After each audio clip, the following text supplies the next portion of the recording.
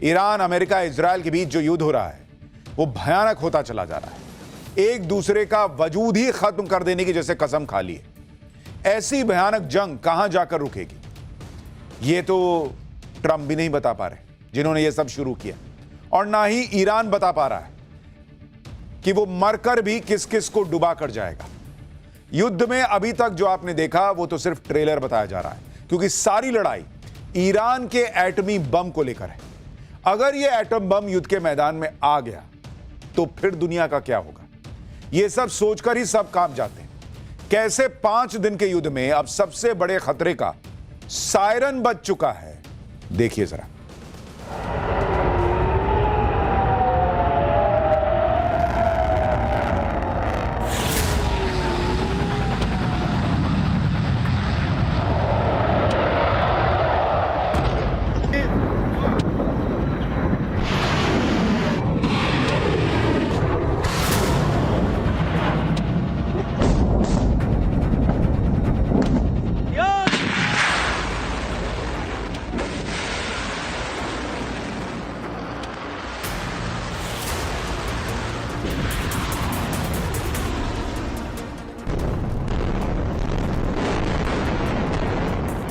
तीसरे विश्व युद्ध की आहट के साथ पूरी दुनिया परमाणु बम के खौफ में है।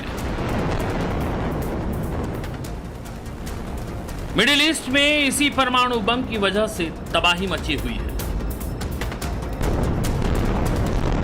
ईरान के खिलाफ इजराइल और अमेरिका के बीच इसी परमाणु बम की वजह से भीषण जंग चल रही है। ईरान को लेकर अमेरिका के इरादे खौफनाक हैं।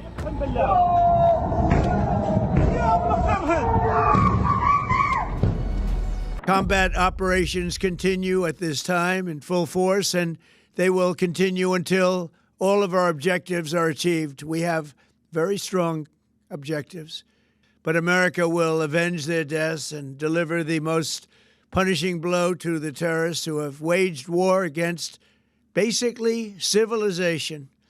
They have waged war against civilization itself. An Iranian regime armed with long-range missiles and nuclear weapons would be a dire threat to every American. We cannot allow a nation that raises terrorist armies to possess such weapons. बम धमाकों की ये गूंज अब कहां जाकर और कब जाकर थमेगी, ये दुनिया को नहीं मालूम। अमेरिका और इजराइल लगातार ईरान पर ताबड़तोड़ हमले कर रहे हैं और इन हमलों के जवाब में ईरान भी जबरदस्त पलटवार कर रहा है। पूरा मिडिल ईस्ट बारूद की गंध से सराबोर है। आसमान में चारों तरफ धुएं का गुबार है, तो जमीन पर बड़ी बड़ी इमारतें खंडहर बनी पड़ी हैं। कई इंसानी जिंदगियां खत्म हो गई और कई मौत के मुहाने पर खड़ी हैं।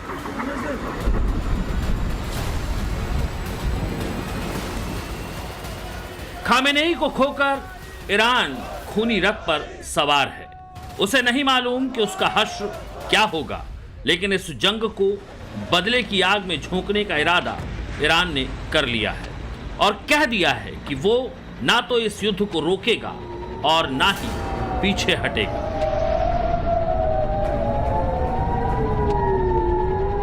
खाड़ी के देशों में इस वक्त सिर्फ वॉर सायरन बज रहे हैं। आसमान में हर तरफ आग उगलते ड्रोन मंडरा रहे हैं। क्रूज मिसाइलें और B-2 बॉम्बर्स के साथ जंगी जेट ताबड़तोड़ हमले कर रहे हैं।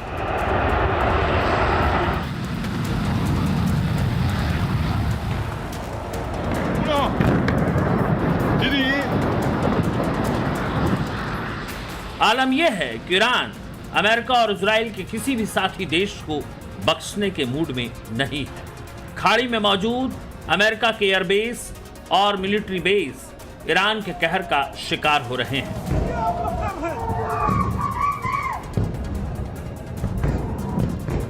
ईरान की मिसाइलें और ड्रोन चौतरफा अग्नि वर्षा कर रही हैं।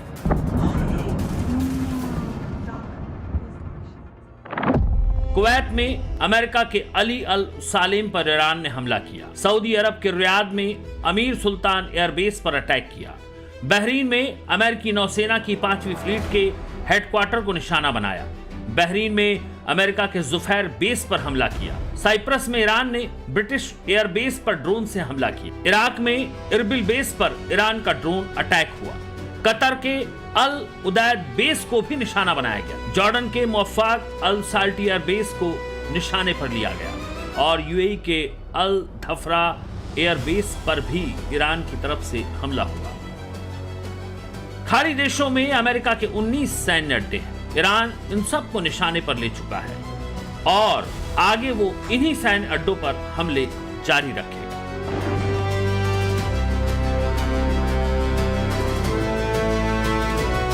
इस्लामिक रिवॉल्यूशनरी गार्ड कोर यानी IRGC का एक बयान भी सामने आया, जिसमें उसने चेतावनी दी है कि वो अमेरिकी अड्डों और इजराइल पर हमला जारी रखे। बुरी तरह बौखला गया है ईरान। बौखलाहट उसके लिहाज से लाजमी भी है, क्योंकि उसने इस जंग में अपने सुप्रीम लीडर खामेनेई को खोया है।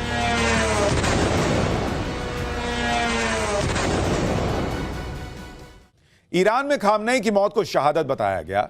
ईरान के धार्मिक कॉन्सेप्ट में शहादत का बहुत गहरा मतलब होता है। शिया मुसलमानों में शहादत का यह कॉन्सेप्ट करबला की लड़ाई में इमाम हुसैन की शहादत से होते हुए आज की डेट में खामनेई की मौत तक से जोड़ा जा रहा है। जब भी इस तरह से कोई हत्या होती है तो उसे शिया मुसलमानों में आशूरी की कहानी से जोड़कर देखा जाता है। बड़ा सवाल यह है कि अब आगे क्या? क्या दुनिया के सामने बारूद के हमलों के आगे की तस्वीर भी आने वाली है? क्या तीसरे विश्व युद्ध की शक्ल लेता यह संघर्ष दुनिया को परमाणु हमलों की कगार पर लाकर खड़ा करने वाला है? क्योंकि इजराइल, अमेरिका और ईरान के बीच होने वाले इस युद्ध की जड़ में न्यूक्लियर पावर ही सबसे बड़ी वजह है। ईरान पर हमले के तुरंत बाद ट्रंप ने अपने बयान में यही कहा था कि हम ईरान के क्रूर शासन को खत्म कर देंगे, ईरान को परमाणु हथियार बनाने नहीं देंगे। A short time ago, the United States military began major combat operations. Iran is the world's #1 state sponsor of terror and just recently killed tens of thousands of its own citizens on the street as they protested. It has always been the policy of the United States, in particular my administration, that this terrorist regime can never have a nuclear weapon. I'll say it again, they can never have a nuclear weapon. Iran पर ताजा हमलों की तस्वीरों से इतर याद कीजिए पिछले साल जून की तस्वीर। 12 दिनों तक पूरी दुनिया ने देखा कि कैसे अमेरिका और इजराइल ने ईरान पर ताबड़तोड़ हमले किए। 13 जून 2025 को इजराइल ने ऑपरेशन राइजिंग लॉयंस के तहत ईरान के परमाणु और सैन्य ठिकानों पर बड़े पैमाने पर हमले किए थे। ईरान एटम बम बनाने में कई बरसों से जुटा है। इसके लिए यूरेनियम के इनरिचमेंट का प्रोग्राम चल रहा है। इसके बड़े सेंटर ईरान में नतांज, फोर्डो और इस्फहान है, जो अमेरिका और इजराइल के सीधे टारगेट है। अमेरिका इजराइल के हमलों में जमीनी स्ट्रक्चर को भारी नुकसान तो पहुंचा है। दावा यह है कि फ्यूल इनरिचमेंट प्लांट से लेकर न्यूक्लियर टेक्नोलॉजी रिसर्च सेंटर सब पूरी तरह तबाह हो गए। इजराइल के इस हमले में ईरान की सेना के टॉप कमांडरों का खात्मा हो गया। परमाणु ठिकानों समेत दर्जनों वैज्ञानिकों की हत्या हो गई। कुछ रिएक्टर्स, बैलिस्टिक मिसाइल की साइट्स भी तबाह हुई। 22 जून को यानी युद्ध के 90वें दिन इस जंग में अमेरिका भी कूद पड़ा और ऑपरेशन मिडनाइट हैमर के तहत 3 परमाणु सेंटर नतांज, फर्दो और इस्फहान पर अमेरिका ने अपनी टॉमहॉक क्रूज मिसाइल और ग्राउंड पेनेट्रेटिंग म्यूनिशंस से अंडरग्राउंड सेंट्रीफ्यूज हॉल को निशाना बनाया।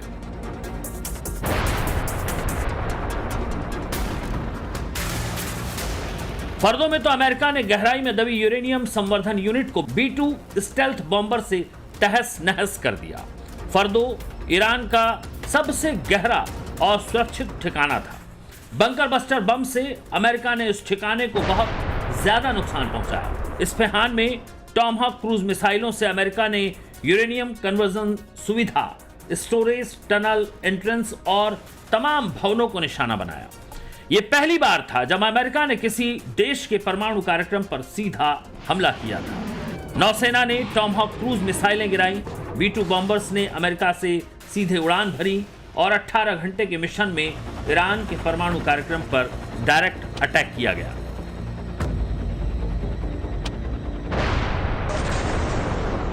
ईरान पर अमेरिकी हमलों के बाद ट्रंप ने कहा था कि परमाणु ठिकाने पूरी तरह से तबाह कर दिए गए, लेकिन एक हफ्ते बाद ही अंतर्राष्ट्रीय परमाणु ऊर्जा एजेंसी के प्रमुख राफेल ग्रासी ने कहा कि हमलों में गंभीर नुकसान तो हुआ, लेकिन पूरी तरह तबाही नहीं हुई।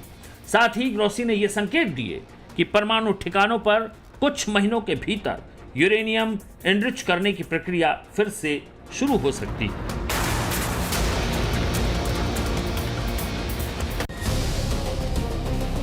Natanz nuclear enrichment facility Iran और खामेनेई के खात्मे की वजह बना। यही वो ठिकाना है जिस पर इजराइल ने हमला करके ईरान की सालों की मेहनत और परमाणु प्लान के सपने पर पानी फेर दिया था। दरअसल साल 2007 के बाद से ही ईरान का यह परमाणु सेंटर खासा चर्चा में रहा।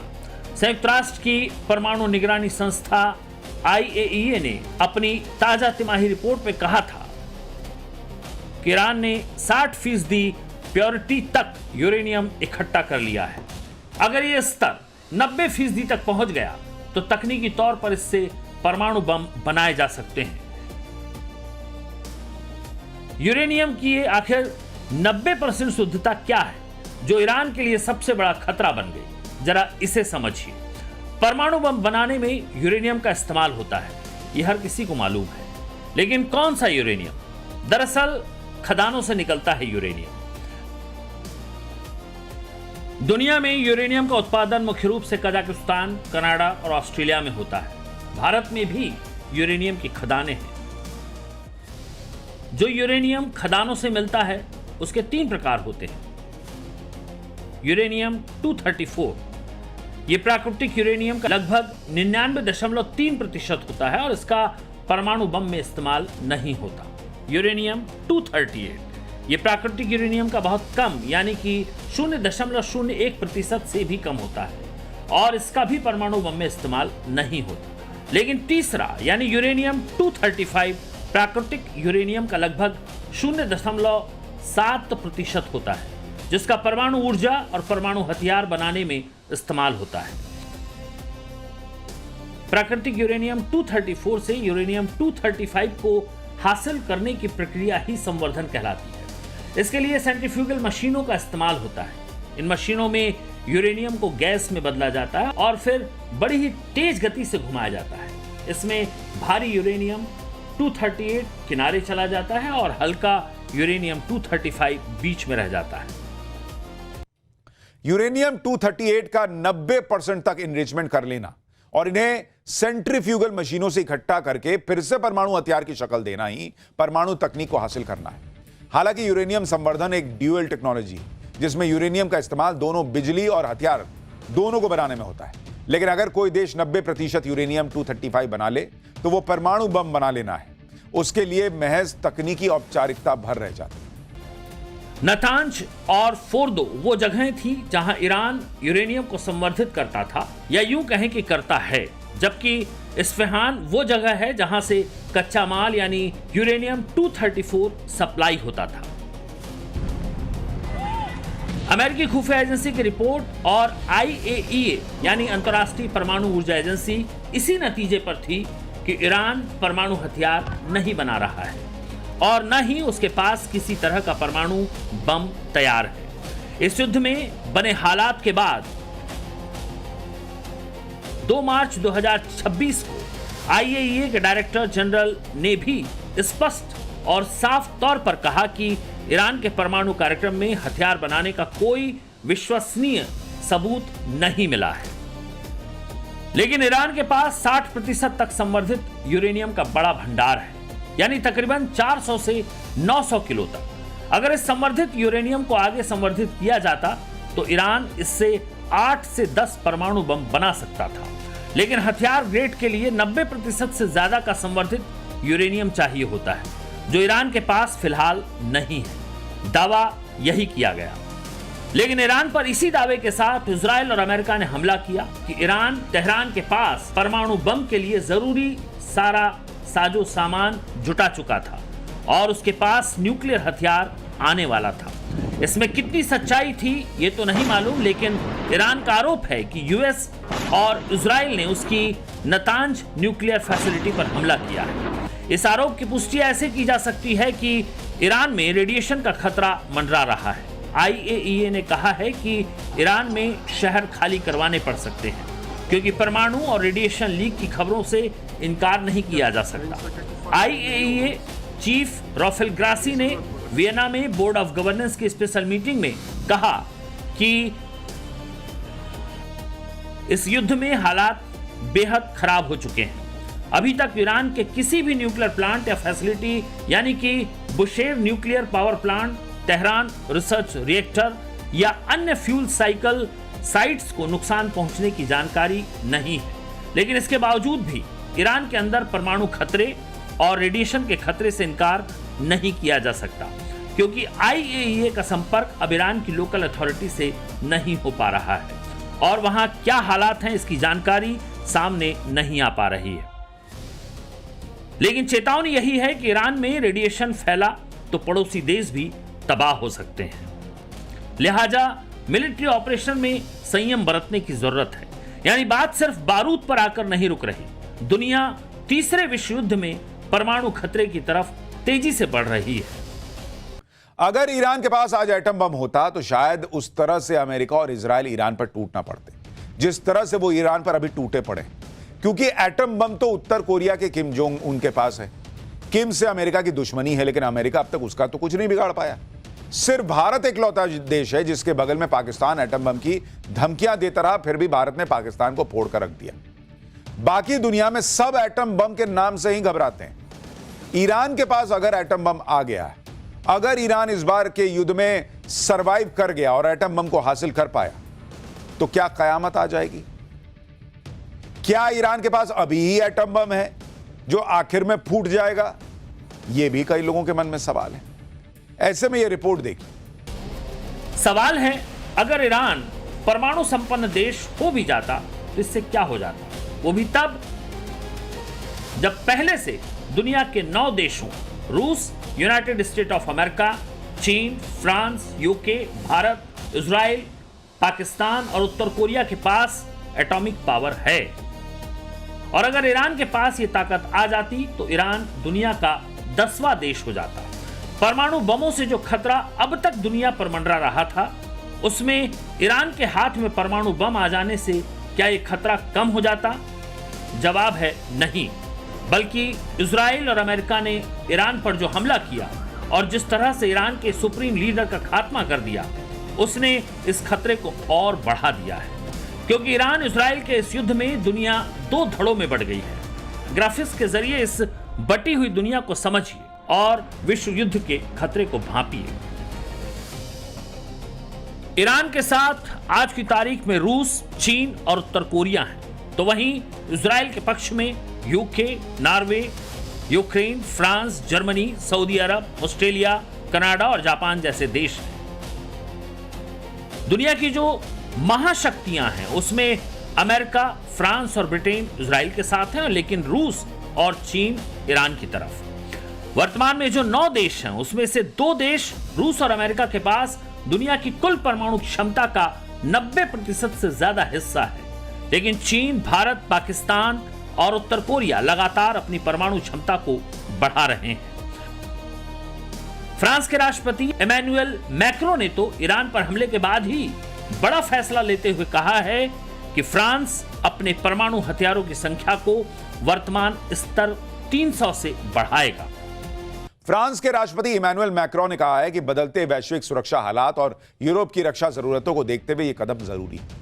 फ्रांस यूरोपीय संघ की एकमात्र परमाणु शक्ति है और वो अपनी परमाणु प्रतिरोधक क्षमता को मजबूत करके यूरोप के 8 देशों में न्यूक्लियर आर्म्ड एयरक्राफ्ट डिप्लॉय करेगा, ताकि यूरोप की सुरक्षा में वो बड़ी भूमिका निभा सके। इस फैसले की खास बात यह कि फ्रांस ने तकरीबन 28 साल बाद देश के परमाणु हथियारों की संख्या को बढ़ाने का फैसला लिया है। अगर आज परमाणु हथियारों की ताकत के हिसाब से दुनिया की न्यूक्लियर पावर को देखें तो रूस के पास 5,459 परमाणु वॉरहेड्स हैं, अमेरिका के पास 5,177, चीन के पास 600, फ्रांस के पास 300, यूके के पास 225, भारत के पास तकरीबन 180, पाकिस्तान के पास 170, इजराइल के पास 90 और उत्तर कोरिया के पास 50 वॉरहेड्स हैं। ईरान को लेकर अमेरिका और रूस दो अलग अलग धड़ों में हैं, यानी परमाणु हमले को लेकर टकराव हुआ तो तबाही का सबसे बड़ा जखीरा अमेरिका और रूस के पास ही है। ईरान के पास परमाणु बम नहीं था, अगर हो जाता तो ईरान दुनिया का दूसरा इस्लामिक देश होता जिसके पास परमाणु बम होता। असल में दुनिया में 57 इस्लामिक देश हैं, लेकिन पाकिस्तान परमाणु हथियारों वाला अकेला इस्लामिक देश है। अपनी इस एटमी ताकत का पाकिस्तान ने बेजा फायदा भी उठाया है। पाकिस्तान दुनिया में इसी ताकत के दम पर खैरात भी मांगता रहा है। इस्लामी देशों का खलीफा बनने का ख्वाब भी पाकिस्तान ने इसी ताकत के दम पर देख रखा था। पाकिस्तान ने इन्हीं एटमी हथियारों के सहारे ही इस्लामिक नाटो बनाने की तिकड़म भी लगाई थी। पिछले साल सितंबर में पाकिस्तान और सऊदी अरब के बीच नेटो जैसा समझौता हुआ था, जिसमें शर्त यह थी कि एक देश पर हमला दोनों देश पर हमला माना जाएगा। सऊदी क्राउन प्रिंस मोहम्मद बिन सलमान और पाकिस्तानी प्रधानमंत्री शहबाज शरीफ ने इस डिफेंस डील पर मुहर लगाई। समझौते के तहत अगर पाकिस्तान पर हमला होता तो सऊदी अरब साथ देता और सऊदी अरब पर हमला होता तो पाकिस्तान उसका साथ देता। यानी युद्ध या हमले के हालात में दोनों देश एक दूसरे का सहयोग करते। खास बात यह कि इस डील में पाकिस्तान के परमाणु हथियार भी शामिल थे, यानी पाकिस्तान जरूरत पड़ने पर सऊदी अरब को परमाणु हथियारों से भी मदद करता। इस समझौते को स्ट्रैटेजिक म्यूचुअल डिफेंस एग्रीमेंट का नाम दिया गया था। पाकिस्तान के बारे में तो चर्चा यहां तक आम है कि ईरान को परमाणु तकनीक भी पाकिस्तान ने ही चोरी छिपे दी थी। 1998 में जब पाकिस्तान ने अपने परमाणु परीक्षण किए तो ईरान ने शुरुआत में इसकी तारीफ की थी। कई रिपोर्ट्स कहती हैं कि एक्यू खान ने ईरान को चोरी छिपे सेंट्रीफ्यूज तकनीक दी। ईरान की 60% तक यूरेनियम संवर्धन की काबिलियत हासिल करने के पीछे पाकिस्तान की इस चोरी छिपे वाली मदद का बड़ा हाथ माना जाता है। ईरान पर अमेरिका और इजराइल के हमले की बड़ी वजह ईरान की यही परमाणु ताकत बनी। जिस तरह से ईरान पर आरोप लगते रहे कि वो आतंक को इजराइल के खिलाफ पालपोस रहा है, जिसमें HHH यानी हूती, हिजबुल्लाह और हमास का नाम आता है, वैसे ही आरोप पाकिस्तान पर भी हैं। आतंक को पालने पोसने में पाकिस्तान भी पीछे नहीं है। दुनिया में जब जब आतंकी हमले होते हैं तो कहीं ना कहीं पाकिस्तान का हाथ सामने आ ही जाता है। यही वजह है कि इजराइल के प्रधानमंत्री बेंजामिन नेतन्याहू खुलेआम कह भी चुके हैं कि ईरान के बाद पाकिस्तान का नंबर है, क्योंकि पाकिस्तान जैसे आतंकी मुल्क के पास परमाणु बम होने का मतलब आतंकियों के हाथ में परमाणु हथियार होना है। ईरान और अमेरिका की जंग ने जियोपॉलिटिक्स की पिक्चर बदल कर रख दी है। मिडिल ईस्ट के सारे समीकरण धराशायी हो गए। इस जंग का दायरा बहुत बड़ा हो चुका है। अरब देशों तक में युद्ध की आग पहुंच चुकी है। इससे एक बात और क्लियर हो गई कि मुस्लिम वर्ल्ड को पूरी तरह से इस युद्ध ने बांट कर रख दिया। इजराइल से ये सब मुस्लिम देश इस बात पर लड़ते हैं कि यहूदी बनाम मुसलमानों की पुरानी लड़ाई, लेकिन अब तो लड़ाई मुसलमान के बीच चल रही है। शिया बनाम सुन्नी की लड़ाई का बहुत बड़ा खतरा मंडरा रहा है बॉस।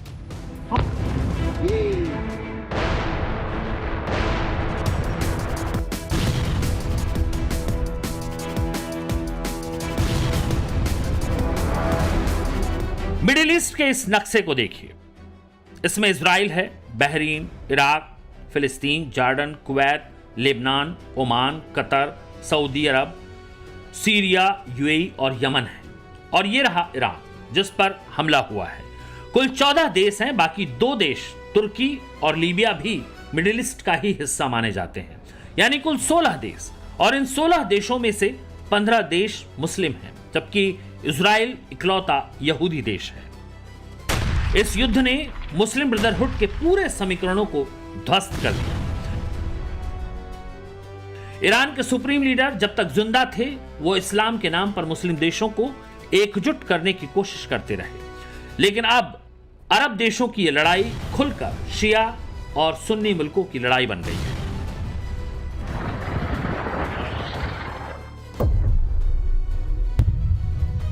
मिडिल ईस्ट में ईरान चारों तरफ से घिरा हुआ है। इजराइल और अमेरिका ने जो कदम उठाया है उसने इस बात की भी गुंजाइश खत्म कर दी कि ईरान के समर्थन में कोई मुस्लिम देश खड़ा हो जाए। उल्टे ईरान ने उन मुस्लिम देशों पर ताबड़तोड़ हमले कर दिए जो उसके खिलाफ और अमेरिका के साथ खड़े थे। ईरान की मिसाइलें और ड्रोन सबसे ज्यादा सऊदी अरब पर बरस रही हैं। सऊदी के चमचमाते शहर आग की लपटों से घिरे हुए हैं। अबू धाबी और दुबई में कोहराम मचा हुआ है। यही हाल यूएई का है।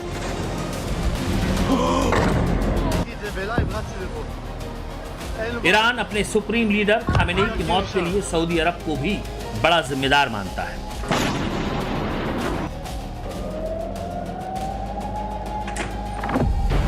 वॉशिंगटन पोस्ट ने दावा किया है कि सऊदी अरब के प्रधानमंत्री और क्राउन प्रिंस मोहम्मद बिन सलमान ने डोनाल्ड ट्रंप को कई बार फोन किया था।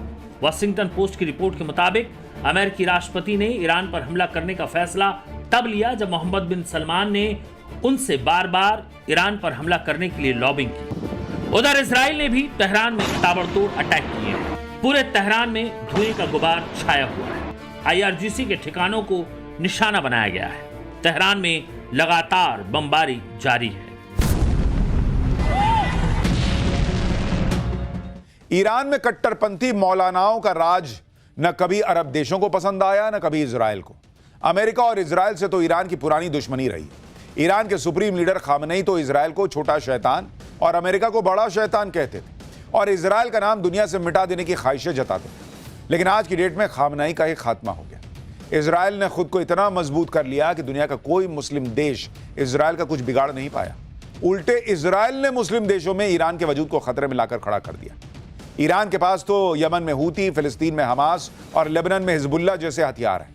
लेकिन चारों तरफ से घिरे इजराइल को भी देखिए कि वो पलट के सबको धुआं धुआं करके रखे। ईरान पर हमले और सुप्रीम लीडर आयतुल्लाह खामेनेई के खात्मे के साथ ही इजराइल ने अपने वजूद की लड़ाई को बड़ी मजबूती दे दी है। 1 करोड़ से भी कम आबादी वाला छोटा सा देश इजराइल ग्लोबल फायर इंडेक्स में 15वें नंबर पर है, जबकि ईरान 16वें नंबर पर आता है।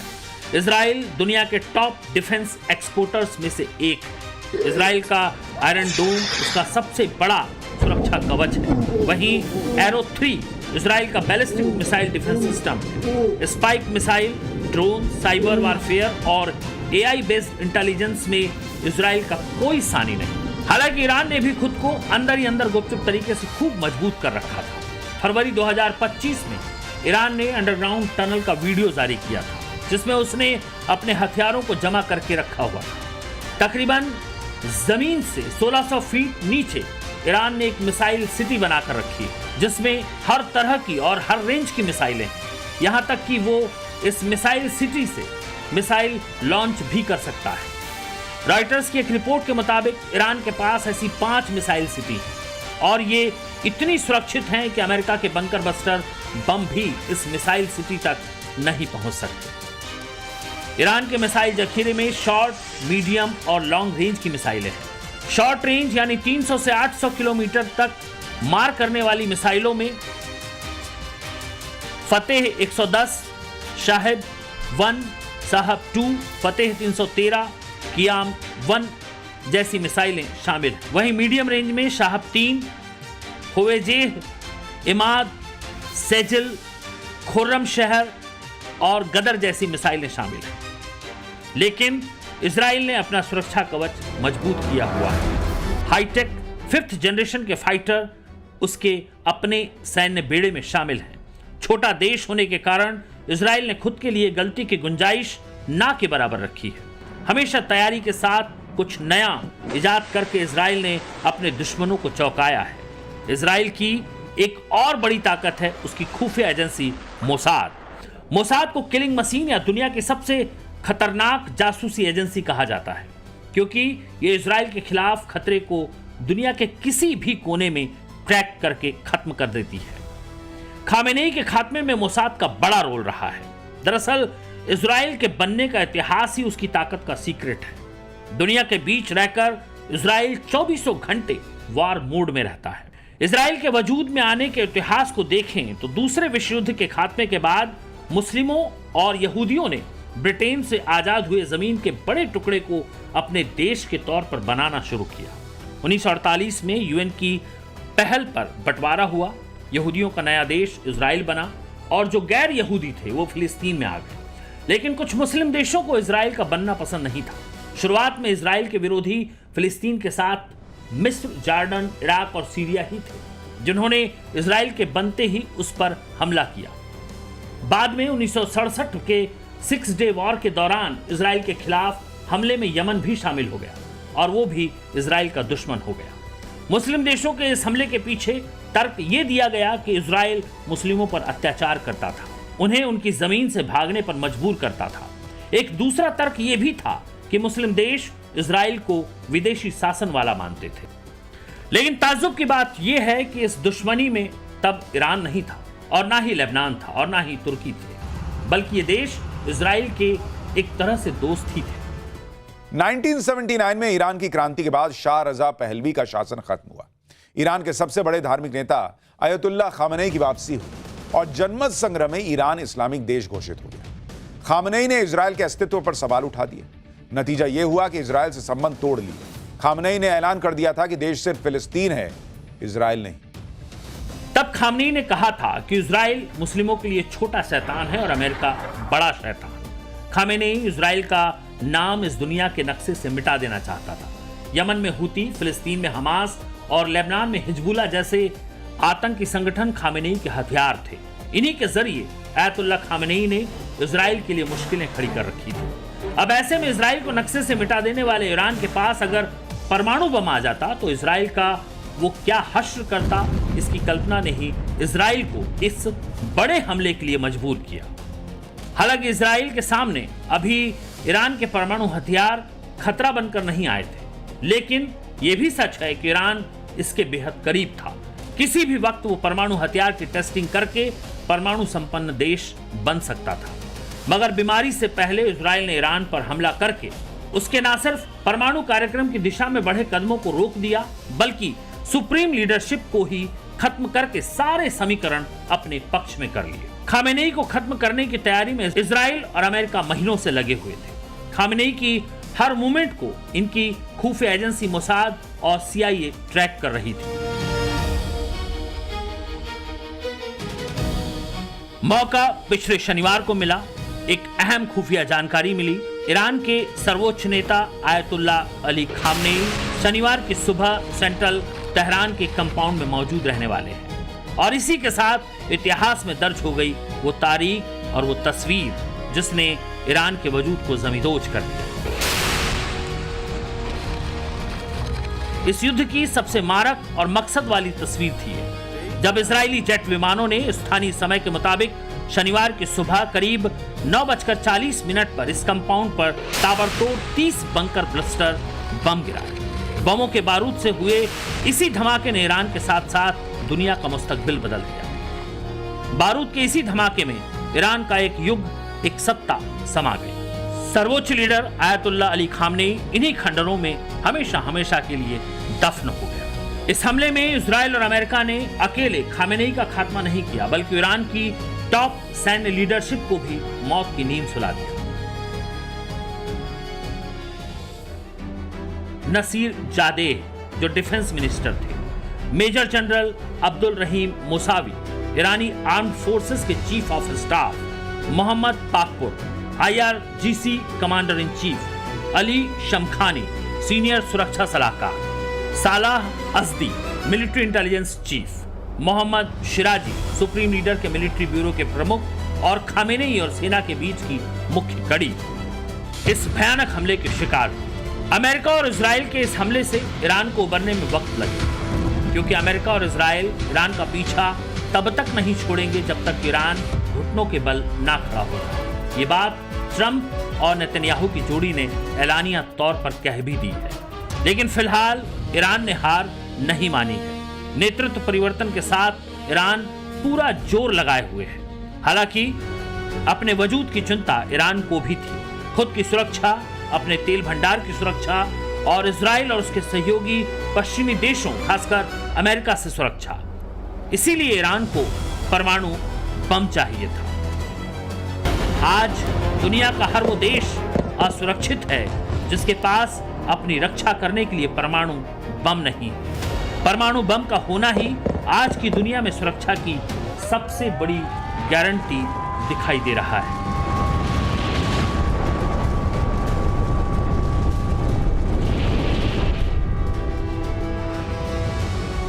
नतीजा यही है कि परमाणु हथियारों की होड़ अब बेतहासा बढ़ने वाली है। दुनिया का हर देश चाहेगा कि वो परमाणु संपन्न राष्ट्र बने, और जब जब कोई कमजोर देश इस होड़ में शामिल होने की सोचेगा, अमेरिका और इजराइल उस देश का वही हाल करेंगे जो उन्होंने ईरान का किया।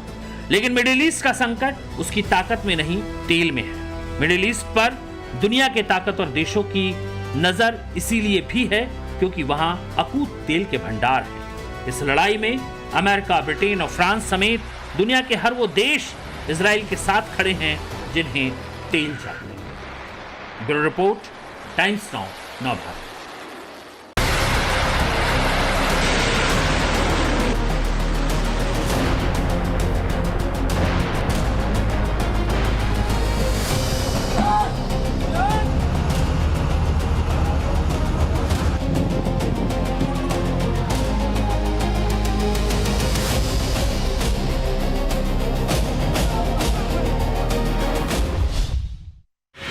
शुरुआत में कुछ लोग कह रहे थे कि ईरान अमेरिका का युद्ध ज्यादा दिन नहीं चलेगा, खामनेई को खत्म कर दिया, युद्ध भी कुछ दिन में खत्म हो जाएगा। लेकिन ईरान ने सरेंडर नहीं किया बॉस, उसने तबाही मचा दी। खामनेई की मौत का बदला लेने के लिए ईरान आखिरी दम तक लड़ने को तैयार है, और उसने दिखाया भी है कि अमेरिका के पास होंगे एक से बढ़कर एक एडवांस हथियार। जहां चाहे वहां कब्जा कर सकता है अमेरिका, लेकिन ईरान को कमतर आंकने की गलती करके उसने बड़ी भूल कर दी है। इसी बीच ट्रंप ने चौंकाने वाला दावा किया है कि कई देश ईरान के खिलाफ मोर्चे में उतरना चाहते हैं। वो देश हैं जहां मौजूद अमेरिकी बेस को ईरान ने टारगेट किया है। सऊदी और यूएई, जिस अमेरिकी छाया में खुद को महफूज समझते थे, वहां धड़ाधड़ मिसाइलें गिर रही। जॉर्डन भी इसी जद में। और सबसे बड़ी बात, ईरान सिर्फ अमेरिकी बेस को टारगेट नहीं कर रहा, इन देशों में बड़े संस्थानों को उसने टारगेट किया है, और यह ट्रंप तक मैसेज पहुंचाने के लिए काफी है। ईरान का आरोप है कि इन देशों ने अमेरिका को अपनी जमीन हमले के लिए दी है, तो उसका बदला लिया जा रहा है। अब पलटवार में अगर ये देश भी ईरान पर धावा बोल देंगे तो फिर जाहिर है कि स्थिति और विस्फोटक होगी। पहले टैरिफ और अब वॉर। ट्रंप ने अपने 13 महीने के कार्यकाल में इन्हीं दो फॉर्मूले पर काम किया है और दुनिया भर में हड़कंप मचा दिया। ट्रंप की धमकी, ट्रंप के टैरिफ, ट्रंप के हथियार और ट्रंप का वार।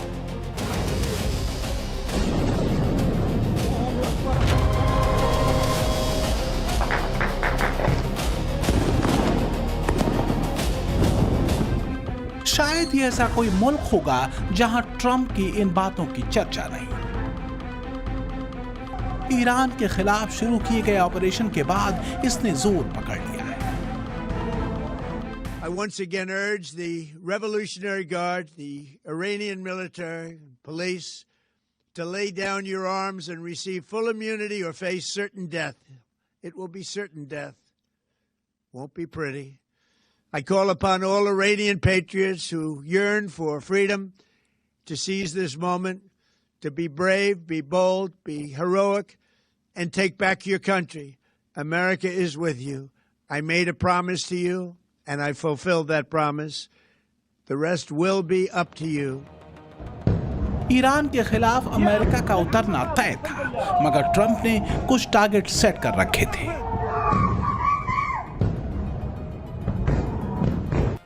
ट्रंप की कोशिश थी कि इस एक्शन के जरिए ईरान के परमाणु कार्यक्रम को आगे बढ़ने से रोक देंगे, ईरान की बैलिस्टिक मिसाइल प्रोग्राम को सीमित कर देंगे और अयातुल्लाह खमेनेई को मारकर सत्ता परिवर्तन कर देंगे। इनमें से खामेनेई को मारने का प्लान सफल हो गया, जबकि बाकी अधूरे हैं। सवाल है कि क्या ट्रंप इन लक्ष्यों को अचीव कर पाएंगे, क्योंकि कई रिपोर्ट्स में दावा किया जा रहा है कि अमेरिका और इजराइल ईरान की उस मिसाइल सिटी तक नहीं पहुंच पाए जो उसने अंडरग्राउंड बना रखी है। दावा यह भी है कि ईरान के पास 3 लाख रॉकेट्स का जखीरा है, इनकी मदद से वो पूरे यूरोप में कई देशों को टारगेट कर सकता है। अपनी टॉप लीडरशिप के खात्मे के बाद ईरान बार बार यही प्रतिबद्धता दोहराता रहा है। ईरान वर्सेस इजराइल जंग इसलिए भी लंबी चलेगी क्योंकि जिस तरह खामेनेई को मारने की प्लानिंग बनाई गई, उसने ईरान में गुस्से की आग को बढ़ा दिया है। रिपोर्ट्स में दावा किया जा रहा है कि इजराइल ने ईरान की लीडरशिप को टारगेट किया और अमेरिका ने ईरान के सैन्य ठिकानों को ध्वस्त करने का जिम्मा उठाया और इसी के तहत शनिवार को फाइटर जेट से ताबड़तोड़ मिसाइल अटैक किए गए। खुलासा तो यह भी हुआ है कि खामेनेई को मारना इजराइल के लिए इसलिए आसान हुआ क्योंकि उसने कई सालों पहले की तैयारी की हुई थी। मीडिया रिपोर्ट्स के मुताबिक तेहरान के ज्यादातर ट्रैफिक कैमरे इजराइल की निगरानी में थे। कौन खामेनेई से मिलता है, कितने बजे मिलता है, किस रूट से आता जाता है, इन सब पर नजर रखी गई।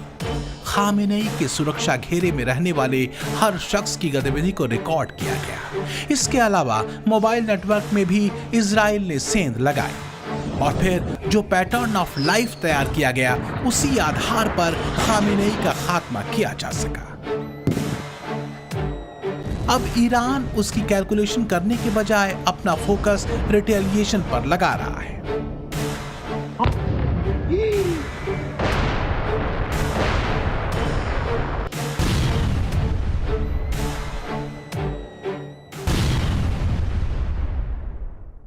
ईरान के पास मिसाइल बेशुमार हैं, न्यूक्लियर फैसिलिटीज, ये असेसमेंट है कि उसके पास न्यूक्लियर काबिलियत बन रही है। अभी तक कहाँ तक बनी है कोई एसेस नहीं कर सकता है, मगर इस तरह की आर पार की लड़ाई जैसे शुरू हुई है, इसमें अमेरिका बहुत डिस्ट्रक्शन कर सकता है ईरान पर। मगर ईरान जवाबी हमलों में अगर किसी एक बड़े शिप को या किसी और मैरीटाइम प्लेटफॉर्म के ऊपर हमला करके उसको तबाह कर दे, तो उससे भी बहुत बड़ा पॉलिटिकल प्रॉब्लम जो है मामला वो छिड़ जाएगा। तो जरा नाजुक मामला है इस। बॉस, इस लड़ाई को खामेनेई वर्सेस ट्रंप या फिर खामेनेई वर्सेस नेतन्याहू तक सीमित नहीं रखा जा सकता, क्योंकि खामेनेई का तो खात्मा हो चुका है। बावजूद इसके ईरान पीछे हटने को तैयार नहीं है। ईरान की IRGC ना सिर्फ इजराइल और अमेरिका को जवाब दे रही है, बल्कि अमेरिकी सैनिकों को मार गिराने का संकल्प लेकर बैठी है। ईरान का कहना है कि अमेरिका के सैनिक जहां भी दिखेंगे वहीं मिसाइल गिरा देंगे, और ट्रंप कह रहे हैं कि अमेरिकी सैनिकों की शहादत का बदला वो ईरान पर बड़ा हमला करके लेंगे। ट्रंप का जिस तरह का मिजाज रहा है और जो स्ट्रैटेजी उन्होंने बीते कुछ महीनों से अपनाई हुई है, उससे इतना तो क्लियर है कि मामला यहीं नहीं रुकेगा। अब आप देखिए कि किस तरह ट्रंप की की वजह से दुनिया में खतरे की घंटी बज रही है। रूस यूक्रेन युद्ध पहले से चल ही रहा है, वो तो सीधी जंग लड़ रहे हैं दोनों। भले ही अब ये ड्रोन या कुछ एक मिसाइलों पर आ गया हो, मगर 4 साल कंप्लीट होने के बाद भी अमेरिका यूक्रेन को हथियार देकर इसे बनाए रखने का काम कर रहा है। ईरान इजराइल के बीच पहले से अदावत थी, लेकिन अमेरिका की वजह से बड़े संघर्ष में यह तब्दील हो रहा है। ट्रंप ने डायरेक्ट मिलिट्री ऑपरेशन शुरू कर दिया। एक और मोर्चा है ताइवान और चीन का। यहां भी अमेरिका की दखल की वजह से युद्ध छिड़ने का खतरा बढ़ गया। ताइवान को अमेरिका का सपोर्ट हासिल है और चीन के लिए यह बर्दाश्त से बाहर है। गाजा में शांति के लिए Trump Gaza boat of peace का ऐलान करते हैं, मगर ईरान में तबाही मचाते हैं। क्या इसे ट्रंप का दोहरा रवैया कहा जाए? जानकार बताते हैं कि ट्रंप अमेरिका की गिरती इकोनॉमी और बदलते वर्ल्ड ऑर्डर में ताकत बचाने की एक सोची समझी रणनीति के तहत काम कर रहे हैं।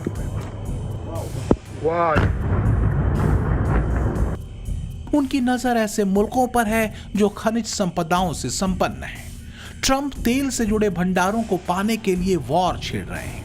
रेयर मिनरल अर्थ पाने वाले देशों को धमकाना भी ट्रंप की इसी स्ट्रेटजी का हिस्सा है। वरना सोचिए कि ट्रंप के मेक अमेरिका ग्रेट अगेन का मतलब क्या यही था?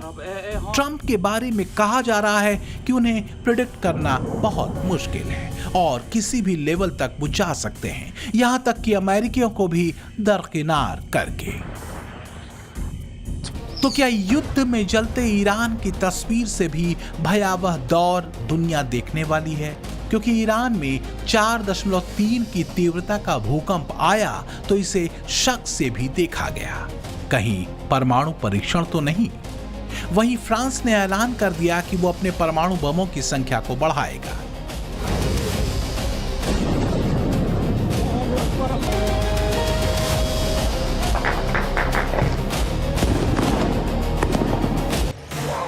ब्रिटेन, फ्रांस और जर्मनी ने भी अमेरिका की कार्रवाई को सपोर्ट किया है और ये तीनों ही देश परमाणु बमों की ताकत से लैस हैं।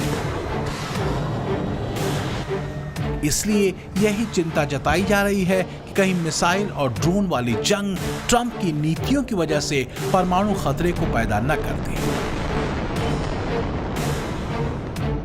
वैसे इसके चांस बहुत कम हैं, लेकिन ट्रंप जिस तरह पूरी दुनिया में उथल पुथल मचाए हुए हैं, वो कई गंभीर सवाल खड़े कर रही है। वैसे अमेरिका के बारे में विख्यात है कि उसने जापान से लेकर लीबिया और लैटिन अमेरिकी देशों में सत्ता और सरकारों में दखल दिया और उन्हें हिलाकर रख दिया। मगर ट्रंप डिप्लोमेसी के बजाय दबंगई को तवज्जो देते हैं। वो दुनिया को ऐसे मोड़ पर ले जा रहे हैं जहां असुरक्षा बढ़ गई है और इसी वजह से हथियारों की होड़ मच गई है। सिप्री की रिपोर्ट के मुताबिक कतर ने 2020 से 2024 के बीच लगभग 2000 करोड़ के हथियार खरीदे। सऊदी अरब ने भी 1900 करोड़ रुपए की रक्षा डील्स की। जापान ने करीब 1100 करोड़ के हथियार आयात किए। मिस्र भी 900 से 950 करोड़ के डिफेंस इक्विपमेंट्स मंगा चुका है। इनमें अमेरिका बहुत बड़ा निर्यातक बना है। खाड़ी देशों में तो 33% हथियार अमेरिका ही प्रोवाइड कराता है। अब सवाल यह है कि ट्रंप युद्ध, टैरिफ और धमकी वाले फॉर्मूलों के जरिए क्या हासिल करना चाहते हैं। क्या सिर्फ अमेरिका की बादशाहत दुनिया भर में बनाए रखना ही उनका मकसद है या कुछ और? आपने शायद गौर नहीं किया होगा, लेकिन यह धारणा बहुत तेजी से सामने आई है कि ट्रंप ने नोबेल शांति पुरस्कार का ऐलान होने के बाद कुछ ज्यादा ही उथल पुथल मचाई हुई। अक्टूबर में ट्रंप को शांति का नोबेल पुरस्कार नहीं मिला और फिर उसके बाद अमेरिका ने कई देशों के खिलाफ अभियान छेड़ दिया। उनके दूसरे कार्यकाल में अमेरिकी सेना ने 7 देशों पर बमबारी किए और इसमें से कई ऑपरेशन आतंकी संगठन को खत्म करने के नाम पर चलाया गया, तो कहीं तेल या खनिज संपदा पर अपना अधिकार जमाने के मकसद से।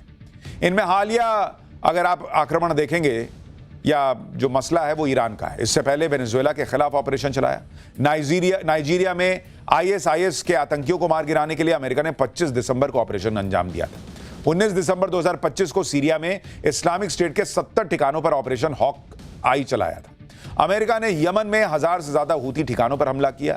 13 मार्च 2025 को इराक के अल अनबार में अमेरिका ने स्ट्राइक की थी और बीते साल 1 फरवरी को सोमालिया में रिकॉर्ड 111 हमले किए थे। ये वो देश हैं जिसमें अमेरिका की सेना का डायरेक्ट इन्वॉल्वमेंट रहा है। मैंने रूस यूक्रेन युद्ध का जिक्र भी नहीं किया। ट्रंप दूसरी बार सत्ता में आने से पहले दावा कर रहे थे कि मैं तो रूस यूक्रेन युद्ध रुकवा दूंगा, पुतिन उनकी बात मान जाएंगे। हुआ क्या? ये दुनिया देख रही है। इस दौरान डोनाल्ड ट्रंप का ऐसा रवैया भी सामने आया जिसने दुनिया भर में बहस छेड़ दी कि अमेरिकी राष्ट्रपति ट्रंप को आखिर हो क्या गया है? जानबूझ के पंगे ले रहे हैं क्या, या फिर ये उनकी आदत ही ऐसी हो गई है?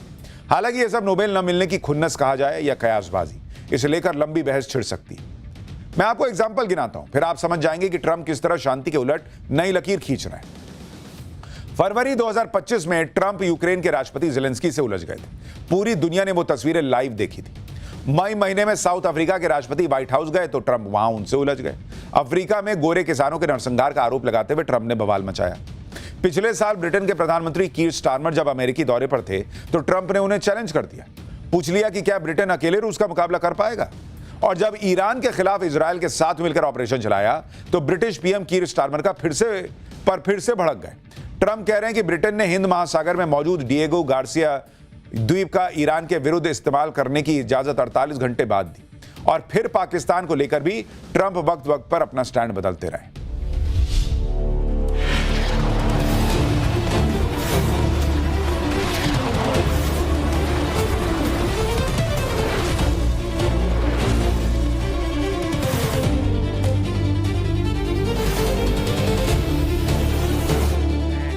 जिस पाकिस्तान ने ट्रंप को नोबेल के लिए नॉमिनेट किया, उसी पाकिस्तान को ट्रंप ने उसके भरोसे पर छोड़ दिया।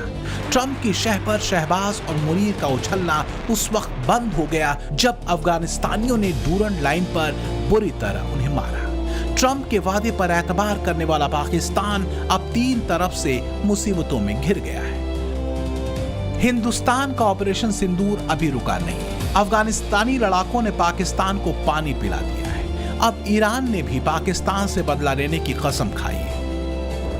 पाकिस्तान के एयरबेस का इस्तेमाल ईरान पर हमले के लिए अमेरिका ने किया। ऐसा ईरान की IRGC के कमांडर ने दावा किया है।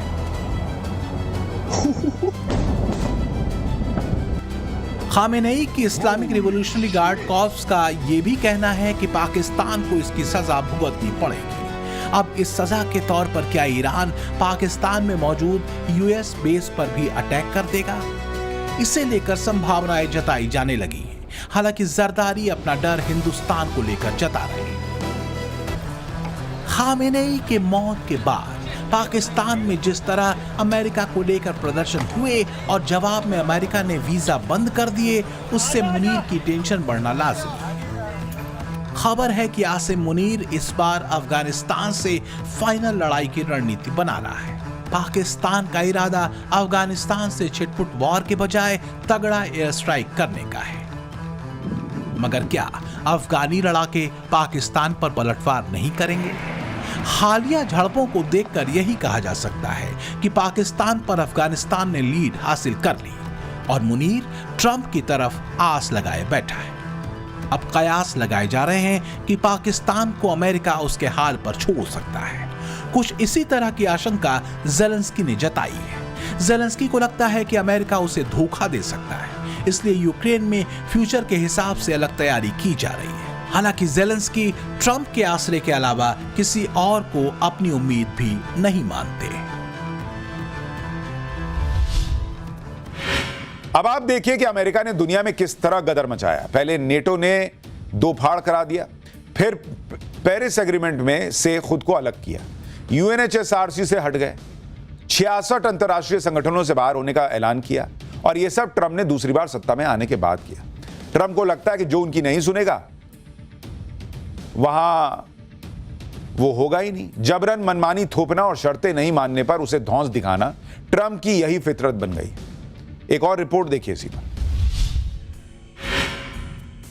रूस और चीन दुनिया के दो ताकतवर मुल्क, दोनों ही अमेरिका के विरुद्ध। दोनों की नीतियों की वजह से इन दोनों देशों ने ईरान पर हमले को गलत ठहराया है।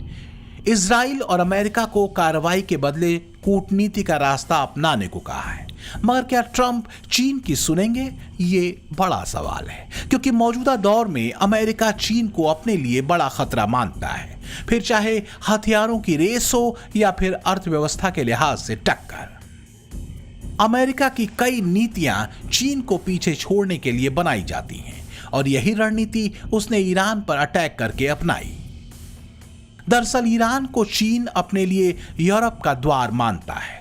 इसके जरिए चीन की खाड़ी देशों में पकड़ पहले से मजबूत हो जाएगी। ट्रंप के लगाए गए टैरिफ के बाद Ireland, Sweden, France, Germany, Canada और फिनलैंड के नेताओं ने हाल ही में चीन के दौरे किए, जिससे अटकलें लगाई जाने लगी कि एक नया समीकरण बन रहा है। और फिर ट्रंप ने वो कदम उठाया जिसका प्रेडिक्शन तो किया ही जा रहा था, मगर ये इतना बड़ा होगा ये अंदाजा नहीं था। शायद ये युद्ध अभी थोड़ा सा कुछ दिनों के लिए शांत हो जाएगा, लेकिन ये इतना जल्दी खत्म होने वाला युद्ध नहीं है। ये रुक रुक के चलने वाला है और इस तरह से जो पूरा मिडिल ईस्ट है इसने पूरा का पूरा जो तेल है इसके ऊपर अपना कंट्रोल जमा लिया है।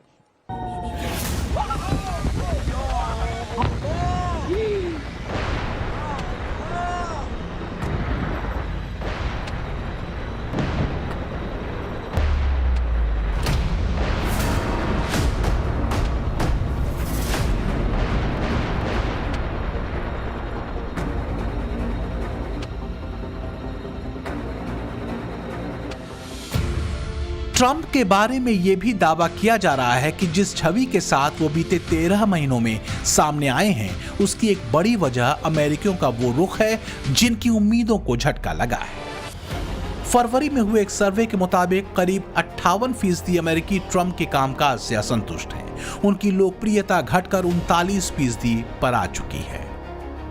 आने वाले मध्यावधि चुनाव को लेकर ट्रंप के मन में कंफ्यूजन बढ़ा हुआ है।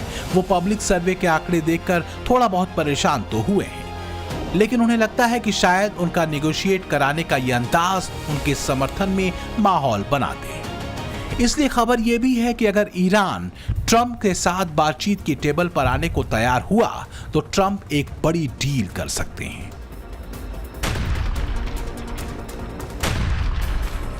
बढ़ता हुए दायरे का तो अंदेशा ये कि शायद महायुद्ध में ना बदल जाए, और बदलाव का इफेक्ट ये कि अब चूंकि खोमेनी को मारा जा चुका है, वहां पे सत्ता परिवर्तन होता है, और अगर वहां एक डेमोक्रेटिक सरकार आ जाती है, यानी कि वहां इस्लामिक शासन खत्म हो जाता है, तो बहुत मुमकिन है पहलवी में पहले की तरह, जैसे पहलवी के समय में अमेरिका ने ईरान को खुद होके न्यूक्लियर टेक्नोलॉजी दी थी, शायद अब भी वो दोबारा दे। एक फैक्ट ये भी है कि ट्रंप के ज्यादातर फैसले बराक ओबामा से चिढ़ का नतीजा होते हैं। ट्रंप खुद को ओबामा से बेहतर अमेरिकी राष्ट्रपति मानते हैं और वो हर मुकाम हासिल करना चाहते हैं जो ओबामा ने पाया। ऐसे में क्या ट्रंप की आत्ममुग्धता वाली यही अप्रोच उनके लिए घातक साबित होगी? इसे लेकर अलग अलग तरह से विश्लेषण किया जा रहा है। हालांकि मायने यही सामने आ रहे हैं कि ट्रंप के उठाए गए कदम दुनिया के कई मोर्चों पर युद्ध का कारण बन सकते हैं, जिसमें फिलहाल ईरान झुलस रहा है। अगली बारी किसी और मुल्क की भी हो सकती है।